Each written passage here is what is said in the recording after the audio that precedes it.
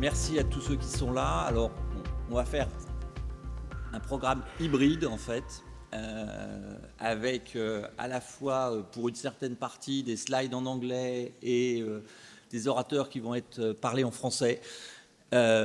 Merci également pour les orateurs étrangers qui ont accepté de venir. On les en remercie grandement. Donc l'histoire du CRES, ça commence à peu près en 2012, et un petit groupe de gens se réunit dans un café. Alors ceux qui connaissent voient où ça se trouve. On est rue de Tolbiac. Sur la gauche, on voit vaguement le siège de l'INSERM. Et puis on a été réunis par Jean-Paul Moati, qui a discuté avec les différentes équipes et unités de recherche de ce qu'on appelait à l'époque la communauté d'université, dont je ne sais même plus le nom, Sorbonne, je ne sais quoi, qui à l'époque, on avait encore le nom de Sorbonne, Sorbonne Paris-Cité sûrement. Et puis Jean-Paul Moati, qui était à l'époque le directeur de l'Institut thématique de santé publique de l'INSERM, dit ça serait quand même bien il y a vraiment beaucoup d'unités, d'équipes, etc. Ça serait bien quand même que vous essayiez de vous regrouper un peu, etc. Et beaucoup de gens disent, il n'en est pas question. Et puis un petit groupe de gens va se réunir dans le café d'à côté, qui est le café que vous voyez là, qui s'appelle le Prétexte, et vont discuter, et au bout de 5 minutes, décider qu'ils vont créer un centre en commun. Voilà. Donc c'est à peu près ça la création du CRES, quoi. Alors une création qui était un peu compliquée parce que, bien sûr, c'était quand même un pari relativement osé. Il y avait 5 équipes qui avaient des cultures très différentes, des histoires très différentes. On avait beaucoup de tutelles, puisqu'il y avait l'INSERM, mais aussi l'INRAE, 2 universités. On avait des équipes qui n'avaient jamais travaillé ensemble avant. On avait des équipes qui devaient accepter de passer du statut d'unité de recherche très indépendante, etc., à équipe dans un centre, ce qui était quand même très différent. On avait l'obligation, à partir du moment où on faisait ça, de discuter beaucoup plus sur les recrutements, les priorités de recrutement, etc. On arrivait dans une communauté universitaire, pour ce qui est de Paris-Cité, où il y avait une vision extrêmement forte de la valeur de la recherche fondamentale, mais où la santé publique avait une présence finalement relativement faible et une valeur relativement faible, au moins initialement. On n'avait pas de locaux, donc pour accueillir ces différentes équipes, et donc on a été pendant des années sur 7 sites différents. Et puis on avait bien sûr la nécessité de structurer différemment un certain nombre d'activités, en particulier le support à la recherche, sans disrupter les teams. Donc à la fois c'était un pari osé, mais aussi c'était un pari qui était quelque part évident. Ce qu'on partageait, c'était clairement la vision qu'il fallait une masse critique importante dans le domaine de la santé publique, et qu'il y avait beaucoup plus de choses qui nous rapprochaient que de choses qui nous différenciaient. On avait un support institutionnel pour qu'il y ait cette création, à la fois de l'INSERM, mais aussi, bien sûr, de cette communauté d'universités et des différents partenaires. On avait le sentiment, finalement, que la diversité des cultures était une richesse plutôt qu'une faiblesse.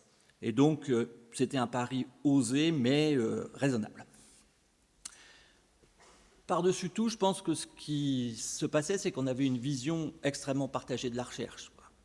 On était d'accord sur le fait que la science, c'est un sport d'équipe, que le but de la recherche, c'est très clairement de faire la meilleure science possible, même si on a des ressources qui sont parfois trop limitées. On pensait tous qu'il fallait qu'on prenne du plaisir à faire de la recherche, parce que ce n'est pas un travail comme un autre, celui d'être chercheur. On pensait que faire de la recherche, c'est pas refaire tous les jours ce qu'on faisait la veille. Et on pensait que la recherche n'avait de sens que si elle était éthique, responsable, transparente, et que c'était un prérequis pour de la recherche excellente. En fait, ça a été une extraordinaire aventure humaine. Donc en 2014, eh bien, dans ce café, il y avait Pierre-Yves Ancel, Sylvie Chevret, Serge Herberg, François Goffinet et moi-même. Dans les équipes qu'on a créées initialement, a été rajoutée une équipe de Serge Poirodeau qui malheureusement nous a quittés ensuite. En 2015, nous ont rejoint 2 nouvelles équipes avec Marie-Aline Charles et Jacqueline Clavel. Et puis en 2019, on a eu également 2 nouvelles équipes avec Isabelle Momas et Archana Sigmanou. Et puis il y a 3 responsables d'équipe qui ont changé, avec Isabelle Boutron qui m'a remplacé, Christian Roux qui avait remplacé Serge Poirodeau et Mathilde Toubier qui remplaçait Serge Herberg. Alors qu'est-ce qui est aussi extrêmement important dans la vision qu'on avait du CRES, c'est qu'on avait vraiment un engagement extrêmement fort pour aider les gens à avoir un développement professionnel. Donc l'idée, c'était vraiment d'aider chaque membre du CRES à comprendre ce que c'est la science, et en particulier ce que sont les valeurs de la science, à comprendre le système complexe de la recherche académique française et internationale, qui est un système extrêmement complexe en France, choisir la meilleure voie pour eux-mêmes en fonction de leur qualité, de leurs attentes, de leurs ambitions, et bien prendre en compte le sens qu'ils veulent donner à leur vie professionnelle, choisir et les aider à choisir et développer leurs propres projets de recherche, leurs propres thématiques de recherche, les aider à prendre progressivement des responsabilités, et bien sûr, mais je dirais que c'est quelque part secondaire, les aider à obtenir un poste, et un poste si possible permanent. Et le tout dans un environnement qui était extrêmement complexe, qui est parfois extrêmement stressant, qui est incertain. Voilà. Et cet engagement a aidé au développement professionnel de l'ensemble des membres du CRES, donc à faire à la fois du training, du support, du mentoring pour toutes ces catégories de personnel. C'était vrai aussi à tous les stades de leur carrière et quel que soit leur statut, en fait. Donc c'était vrai pour nos doctorants, et on avait fait des efforts initialement, en particulier extrêmement forts pour les doctorants. C'est vrai pour les post-doctorants, c'est vrai pour les ingénieurs, les statisticiens, les informaticiens, c'était vrai pour les chefs de projet, les chercheurs en début de carrière, les chercheurs seniors, et bien sûr pour tout le staff administratif. C'est un centre qui a eu finalement un remarquable succès en termes de structuration administrative, sous la direction de Stéphanie Chardon, qui est arrivée dès 2014 dans le centre. Et ce support administratif a été remarquablement développé et organisé, à tel point que dans la dernière évaluation HCERS, ils ont décidé d'évaluer le SMART, ce service de mutualisation du support à la recherche, comme une équipe de recherche. C'est un centre qui est maintenant, je l'espère, reconnu par nos pairs à la fois en France et au niveau international. Et je crois que c'est Mathilde qui s'est amusée à compter dans l'évaluation de la HCERS le nombre de outstanding, exceptionnel ou de remarquable qui étaient indiqués. Et voilà. C'est un centre qui, je l'espère, compte maintenant dans le champ de la santé publique et plus largement dans le champ de la recherche. En fait, quels que soient les marqueurs d'excellence qu'on peut choisir, eh bien, je pense qu'on est relativement présent. Par exemple, si on considère le nombre de highly cited researchers, selon les années, on en a entre 3 et 6, et je pense qu'il y en a à peu près 25 pour l'ensemble de l'université ou l'ensemble de l'INSERM. Le nombre de RC, on en a à peu près un tous les 2 ans. Le nombre de publications citées dans des recommandations de santé publique, on est aussi extrêmement bien situé dans ce domaine. C'est un centre aussi qui est assez attractif. Si on regarde, et on a essayé de regarder ça hier avec Stéphanie, le nombre de chercheurs OHU qui nous ont rejoints pendant les 10 ans du CRES, on a eu 41 nouvelles positions et 25 promotions, soit de CRADR, soit de MCU, APU, PH. Si on considère les autres personnels scientifiques, 19 nouvelles positions, et si on considère le staff de support administratif, 14 nouvelles positions. Donc, une certaine attractivité. C'est un centre qui maintenant a une identité plus affirmée et un positionnement plus affirmé. Donc c'est étudier et comprendre les facteurs qui déterminent la santé de la population aux différents âges de la vie, de la conception au sujet âgé, développer des méthodes innovatives, et on fait ça dans de nombreux domaines, et plus original, designer et évaluer des interventions pour améliorer les pratiques cliniques et guider les politiques de santé publique.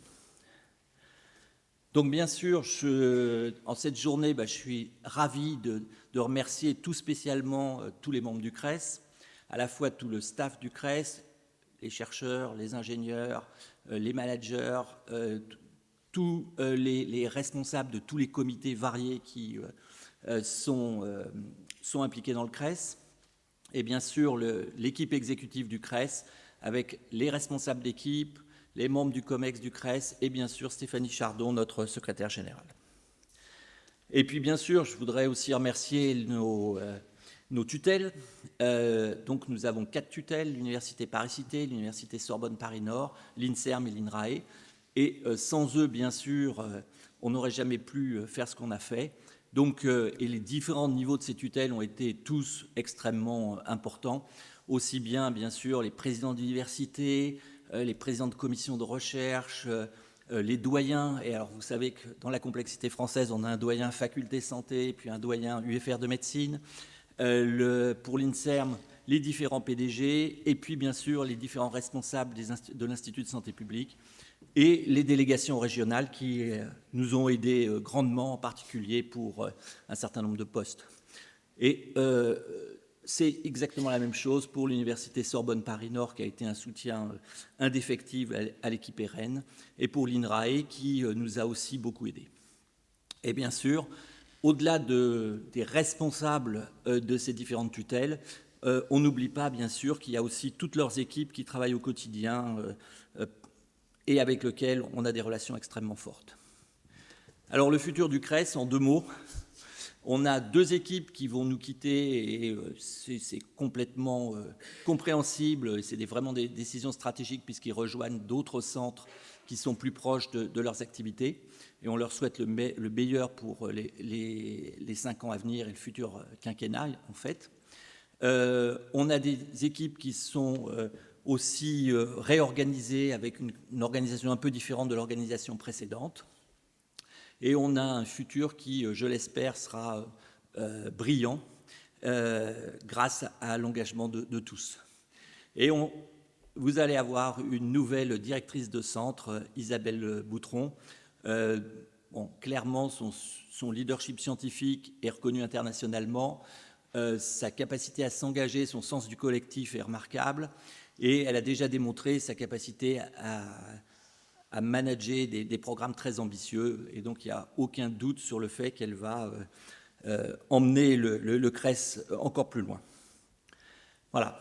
Donc, ce 10e anniversaire, c'est un jour à la fois de science et de convivialité. On a un programme fantastique, un programme qui va être enrichi par des contributions d'un certain nombre de collègues étrangers. Et bien sûr, je les remercie très sincèrement pour cela. Donc Oliver Schunemann, qui va être présenté ensuite par Pierre-Yves, Joshua Valacht d'Emory Université et Rachel Eyard de l'Université au Zurich. Et on remercie encore le SMART qui est très disponible pour toute cette organisation et sans qui cette journée n'aurait pas été possible. Merci.